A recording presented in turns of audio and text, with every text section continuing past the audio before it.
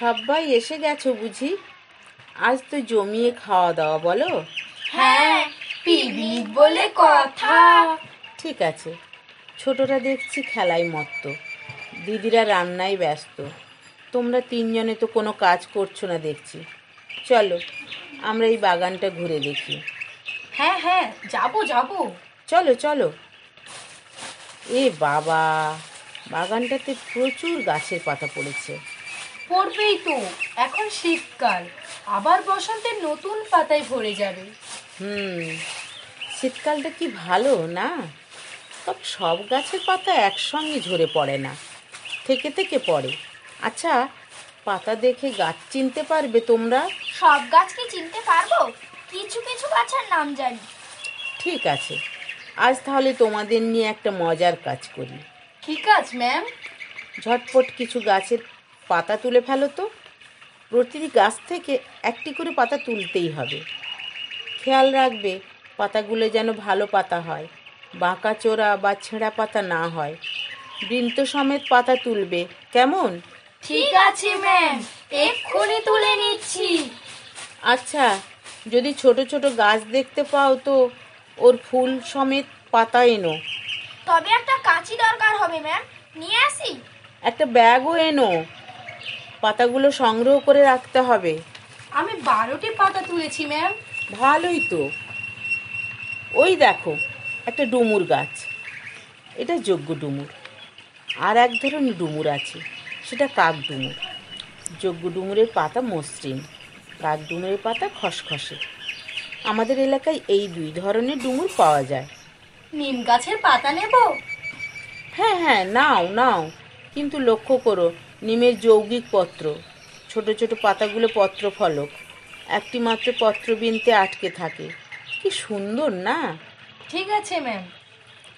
আচ্ছা, আমরা 25টি উদ্ভিদের পাতা, ডাল ও মূল সমেত গাছ সংগ্রহ করেছি।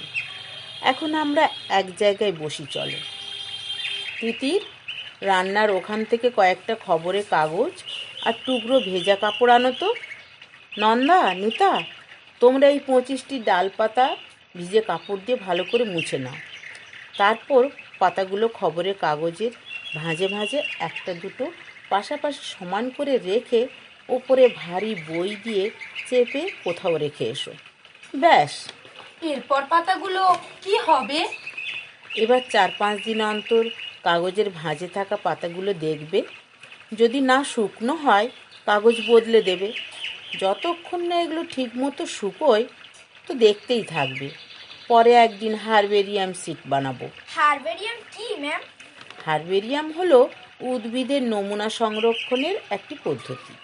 এক কথায় উদ্ভিদ বৈচিত্র্যের জাদুঘর। বিভিন্ন উদ্ভিদ সংশ্লিষ্ট তথ্যের একটি সংগ্রহ, যা গবেষণার জন্য বিশেষভাবে ব্যবহৃত হয়। আমরাও তো বইয়ের মধ্যে পাতা, ফুলের পাপড়ি রেখে শুকনো করে গ্রিটিংস কার্ড বানাই।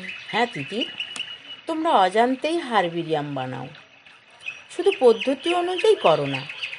এই ডাল পাতাগুলো যেই মতো শুকোবে সেই মতো আমরা বড় আর্ট পেপারে আঠা ও সেলোটেপ দিয়ে আটকে দেব। এবার প্রতি পাতা বা ডালের নিচে ক্রমিক সংখ্যা দিয়ে চিহ্নিত করব। মার্কার দিয়ে আর্ট পেপারের চারিদিকে মার্জিন টেনে নেব। আর ডান দিকে কিছুটা জায়গা ফাঁকা রাখবো, বুঝলে?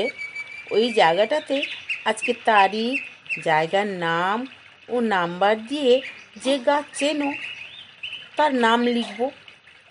যেসব গাছের নাম জানবো না সেই জায়গাটায় কিছু লিখব না। হ্যাঁ, যদি স্থানীয় নাম লিখি তবে পেন্সিলেই লিখব, বুঝলে? পাশে ওই গাছের পরিবার ও বৈজ্ঞানিক নাম লেখার জন্য জায়গা রাখবো। বৈজ্ঞানিক নাম তো নেট থেকে পেতে পারি। হ্যাঁ, হয়তো পারি। সব গাছের বৈজ্ঞানিক নাম নাও পেতে পারি। তোমরা জানো তো আমের বৈজ্ঞানিক নাম ম্যাঙ্গিফেরা ইন্ডিকা।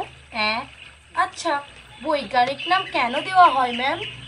আসলে প্রতিটি জীবজন্তু, পশু পাখি, গাছপালা দেশ ও অঞ্চল ভিত্তিক একটা নাম থাকতে পারে, কিন্তু বৈজ্ঞানিক নাম হলো একটাই নাম, যে নামে পৃথিবীর সবাই চেনে। তাহলে তাড়াতাড়ি হারবেরিয়াম শিটগুলো বানিয়ে ফেলো। যে তথ্যগুলো পাবো লিখবো, আর যেগুলো পাবো না সেটা আইডেন্টিফাই করতে ডক্টর সীমা ম্যাডামের কাছে পাঠাবো আমরা। হার্বেরিয়াম শিট খুব গুরুত্বপূর্ণ একটা নথি। এবার আমরা আমাদের সেন্টারের জন্য বানালাম, এরপর অন্য কোনো জায়গায় একটু বড় এলাকায় গিয়ে বানাবো। তাহলে আমরা গাছপালা সম্পর্কে ধারণা ও জ্ঞান আরও বাড়াতে পারবো। কি, কাজটা খুব মজার মনে হচ্ছে তো? চলো আবার এইরকম একটা দিনের অপেক্ষায় থাকি আমরা, কেমন?